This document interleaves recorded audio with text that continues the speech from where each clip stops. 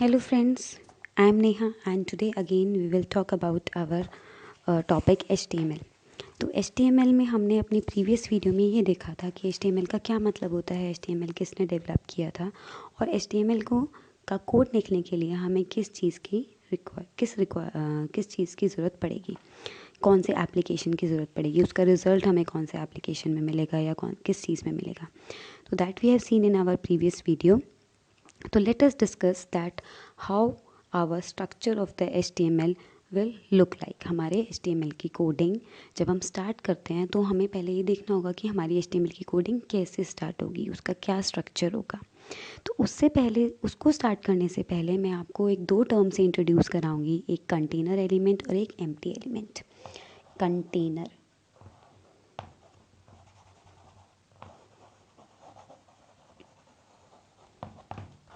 Empty.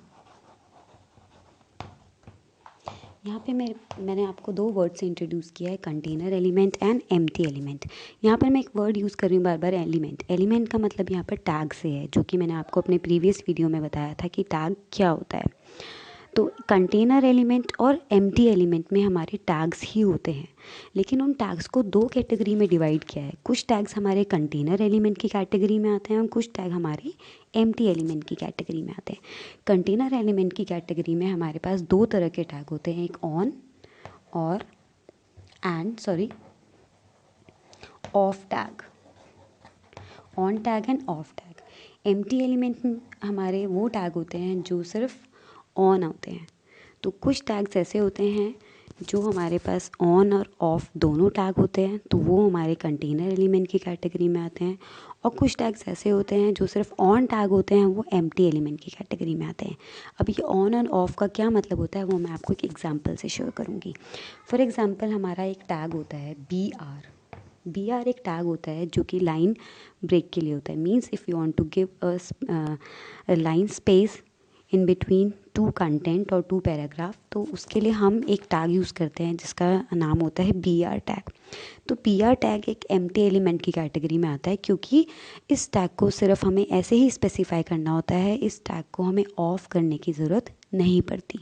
अब of tag कैसा दिखता है वो मैं आपको दूसरे एग्जाम्पल की हेल्प से बताऊंगी। मैंने आपको उस वीडियो में भी एक एग्जाम्पल लिखा था। बी टैग हमने क्यों यूज़ किया था? बोल्ड करने के लिए, किसी भी कंटेंट को या किसी भी टेक्स्ट को बोल्ड करने के लिए हमने यूज़ किया था। मेरे को कोई वर्ड बोल्ड करना है, फॉर एग्जांपल मुझे एक हेलो वर्ड को बोल्ड करना है, तो हेलो वर्ड को बोल्ड करने के लिए मैं इस बी टैग को हेलो वर्ड से पहले यूज़ करूँगी। अब मेरा ये हेलो वर्ड बोल्ड तब तक नहीं होगा जब तक कि इस टैग को मैं ऑफ़ नहीं करूँगी, क्योंकि बी टैग हमारा कंटेनर एलिमेंट की कैटेगरी में आता है। ऑफ टैग हमारा ऐसा दिखता है, इसके सामने एक फॉरवर्ड स्लैश होता है।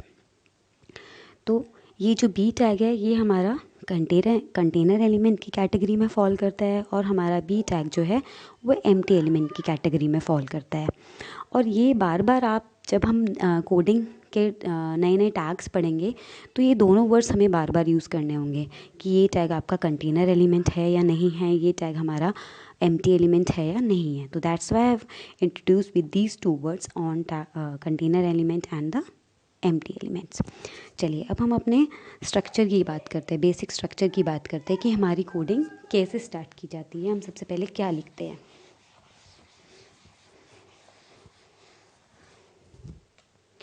तो हम अपनी कोडिंग को HTML में लिखते हैं।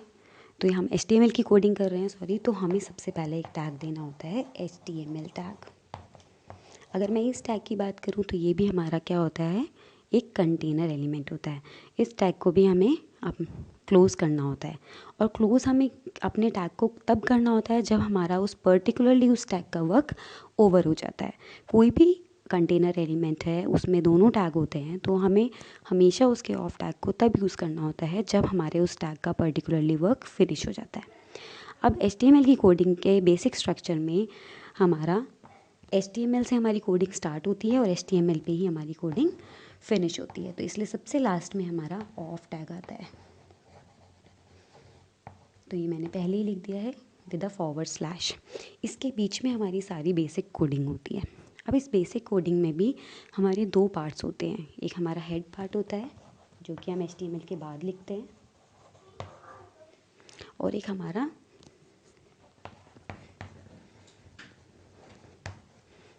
बॉडी टैग होता है।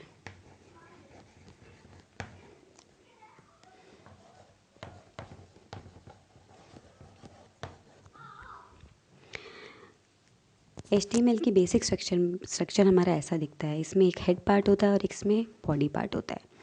अब मैं आपको एग्जांपल देती हूँ। जैसे हम सब ह्यूमन बीइंग हैं, हम सब को भी अगर कोई कॉल करता है तो हमारे नाम से कॉल करता है, तो हमें एक आइडेंटिटी मिली हुई है, हमारा नाम।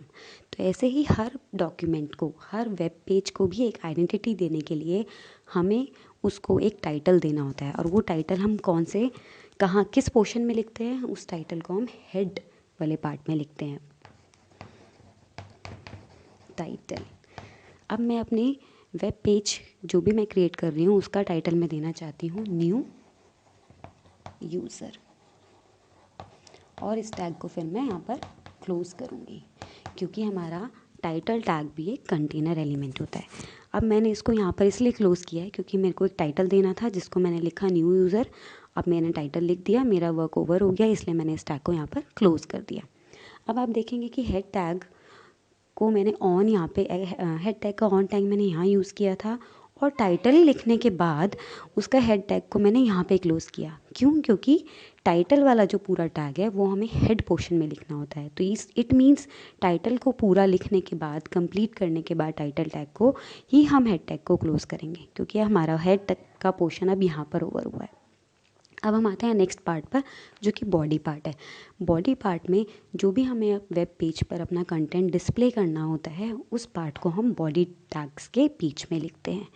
Means whatever the tag we will learn in HTML, जो भी टैग्स हम HTML में आगे पढ़ेंगे, या वो सारे टैग बॉडी टैग के इनसाइड ही इंक्लूड किए जाएंगे, क्योंकि जो भी कंटेंट हमें वेब पेज पर डिस्प्ले कराना है, अपने ब्राउज़र पर डिस्प्ले कराना है, वो सब बॉडी टैग के बीच में ही डिस्प्ले होता है।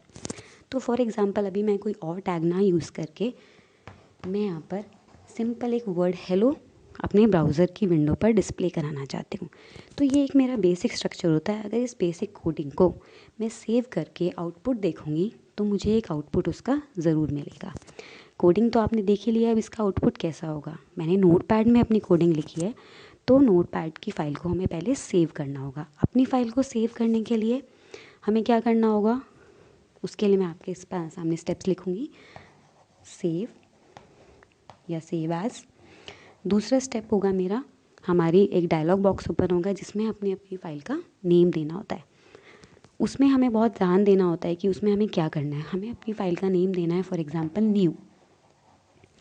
फ़ाइल का नेम लिखा आपने न्यू, अब आप उसको सेव कर देंगे? नहीं, हमें ऐसा नहीं करना। हमें अपनी फ़ाइल को सेव करने से पहले अपनी फ़ाइल का नाम लिखने के बाद हमें .html टाइप करना होगा। ये क्या है? ये हमारी फ़ाइल का एक्सटेंशन है। अगर हम अपनी फ़ाइल को .html एक्सटेंशन के साथ सेव नहीं करेंगे तो हमारा आउटपुट ब्राउज़र विंडो में आपको डिस्प्ले नहीं होगा। अगर आप इसको सिंपल ऐसे ही सेव कर देंगे विदाउट .html, तो आपकी ये नोटपैड की file as it is in a notepad format में ही सेव हो जाएगी। अगर आप .html एक्सटेंशन यूज़ करेंगे तो जो रिज़ल्ट आपको चाहिए, जैसा रिज़ल्ट आपको चाहिए ब्राउज़र विंडो में, वो रिज़ल्ट आपको तभी डिस्प्ले होगा। तो हमने अपनी फ़ाइल का नाम यहाँ लिख दिया है, एक्सटेंशन लिख दिया है, तो लास्ट में हम क्या करेंगे, सेव ऑप्शन पर क्लिक करेंगे। सेव कर दिया। लोकेशन तो आपकी मर्ज़ी है, आप कुछ भी बना सकते हैं। आपको डेस्कटॉप पे सेव करना है, जहाँ भी आपको अपने कंप्यूटर में अपनी फ़ाइल को सेव करना है। फॉर एग्ज़ाम्पल मैंने अपनी फ़ाइल को डेस्कटॉप पे सेव किया था। फ़ाइल को सेव करने के बाद मेरा रिज़ल्ट आएगा, और रिज़ल्ट कहाँ पर होगा? डेस्कटॉप विंडो पर ही मेरे इस नाम की एक ब्राउज़र फ़ाइल आपको विजिबल होगी। ब्राउज़र फ़ाइल फॉर एग्ज़ाम्पल मेरे कंप्यूटर में by default Google Chrome he browser file है। तो ये एक ब्राउज़र फ़ाइल का एक आइकन बना होगा डेस्कटॉप पर, और उसके नीचे लिखा होगा न्यू। इस ब्राउज़र फ़ाइल को क्लिक करने के बाद इसको हम डबल क्लिक करेंगे, और डबल क्लिक करने के बाद आपके सामने एक विंडो ओपन हो जाएगी। उस विंडो में यहाँ पर एक टाइटल बार होता है, उसमें आपकी टाइटल बार में आपकी फ़ाइल का टाइटल लिखा होगा न्यू यूज़र। न्यू यूज़र आपने टाइटल जो आपने दिया था वो टाइटल आपका ब्राउज़र विंडो की टाइटल बार में डिस्प्ले होगा। और ये जो वर्ड हेलो आपने बॉडी पार्ट में लिखा है वो आपका कहाँ डिस्प्ले होगा, यहाँ पर आपके वाइट एरिया सेक्शन में, जहाँ पर सारा आपका कंटेंट आपको डिस्प्ले होता है वेब पेज का। तो ये हमारा सबसे बेसिक एग्जांपल है, ये हमारा बेसिक स्ट्रक्चर है कि अगर हमें अपनी कोई भी कोडिंग लिखनी है तो उस कोडिंग को लिखने से पहले हमें इस स्टेप्स को फॉलो करना होता है। ऐसे आपका यहाँ पर इस तरह से आपको रिज़ल्ट मिलेगा। अब आप अपनी नेक्स्ट वीडियो में कुछ और मैं आपको टैग्स के साथ इंट्रोड्यूस कराऊंगी कि हमारे और कौन कौन से टैग होते हैं और वो टैग का रिज़ल्ट कैसे होता है। और मैं आपको अपनी नेक्स्ट वीडियो में विद अ लाइव एग्जांपल मैं आपको ये शो करूँगी। Thank you.